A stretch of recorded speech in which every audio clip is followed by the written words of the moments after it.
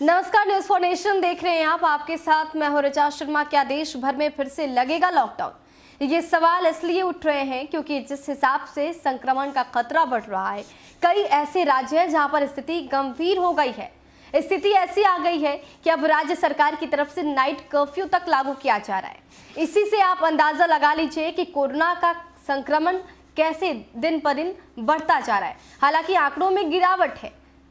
जो आंकड़े सामने आ रहे हैं वो कुछ ऐसे बता रहे हैं कि पहले से संख्या में जो है वो कमी हुई है, लेकिन स्थिति काफ़ी गंभीर बनी हुई है। रिकवरी रेट को अगर देखा जाए तो ऐसे में अब ये अंदेशा लगाया जा रहा है कि देश भर में एक बार फिर से लॉकडाउन लगाया जा सकता है। और ये सवाल लोगों के जुबान पर तब चढ़ा जब कई ऐसे राज्य हैं जहाँ पर नाइट कर्फ्यू लगा दिया गया। अब आपको बताते हैं कि कौन कौन से राज्य हैं जहाँ पर नियम बदला है और एक बार फिर से नाइट कर्फ्यू लगा है। देश भर में फिर से लगेगा लॉकडाउन। पिछले कुछ दिनों से ऐसे ही संकेत मिले हैं।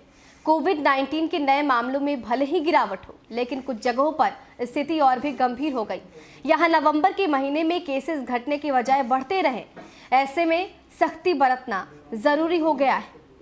गुजरात के अहमदाबाद में शुक्रवार रात से सोमवार सुबह तक पूरी तरह कर्फ्यू लगा दिया गया है। दिल्ली सरकार ने भी सख्ती बढ़ा दी। वहीं कुछ राज्यों ने मामले बढ़ते देख स्कूल भी बंद कर दिए। इनमें हरियाणा, उत्तराखंड, मिजोरम, हिमाचल प्रदेश जैसे राज्य शामिल हैं। ऐसे में देशव्यापी न सही लेकिन स्थानीय स्तर पर लॉकडाउन की संभावना जताई जा रही है। कंटेनमेंट जोन के भीतर पूरी तरीके से लॉकडाउन फिर से हो सकता है, लेकिन बेहद सीमित इलाके में। अहमदाबाद में 57 घंटे तक कर्फ्यू लागू रहेगा। गुजरात के अहमदाबाद नगर निगम सीमा में आने वाला इलाका शुक्रवार रात से 57 घंटे के लिए कर्फ्यू में रहेगा।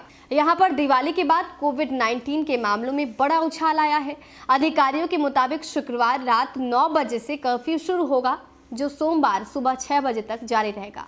अतिरिक्त मुख्य सचिव राजीव गुप्ता ने बताया कि पूर्ण कर्फ्यू के दौरान केवल दूध या फिर दवा की दुकानें ही खुली रहेंगी। पिछले 24 घंटे में 584 मरीजों की मौत के साथ मरने वाले की संख्या बढ़कर 1,32,162 पहुंच गई। शुक्रवार को एक्टिव मामलों में 491 में गिरावट देखी गई और अब देश में कोरोना के 4,43,794 सक्रिय मामले यानी कि एक्टिव केसेस हैं। पिछले 24 घंटे में 44,807 मरीजों की छुट्टी के साथ ही कोरोना से उबरने वालों की संख्या 84,28,410 हो गई है। पिछले 8 दिनों में कोरोना केसेस का ये सबसे बड़ा आंकड़ा है। इसके पीछे टेस्टिंग में गिरावट एक बड़ी वजह बताई जा रही है। आखिरी 10 लाख मामले 22 दिनों में सामने आना ये दिखाता है कि भारत में मध्य सितंबर में पीक पर पहुंचने के बाद से कोरोना का प्रकोप घटा है। उस वक्त सिर्फ 11 दिन में ही मामले 40 लाख से बढ़कर 50 लाख पर पहुंच गए थे। दिल्ली में कोविड की तीसरी लहर चल रही है। इसके अलावा दिल्ली सरकार ने स्थानीय स्तर पर बाजारों में लॉकडाउन की इजाजत भी केंद्र से मांगी।